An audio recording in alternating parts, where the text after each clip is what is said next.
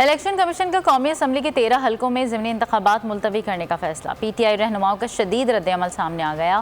फवाद चौधरी ने कहा भाग गए। मुराद सईद ने ट्वीट किया कब तक भागोगे, कहां तक भागोगे।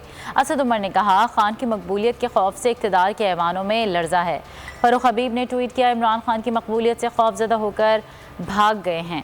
12 जमातों के इलेक्शन से फरार इख्तियार करने की कोशिश है। और उस्मान डार ने कहा मुल्क भर में इमरान खान की मकबूलियत का सैलाब कंट्रोल से बाहर होने का। अगर आपको ये वीडियो पसंद आई तो लाइक पर क्लिक कीजिए। इंतखाबात मुलतवी किए गए।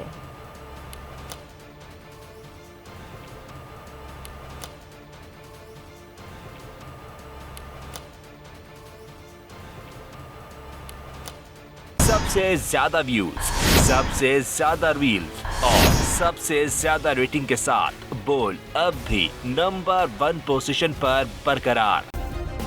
सब्सक्राइब करें और बेल दबाएं ताकि कोई खबर रह न जाए।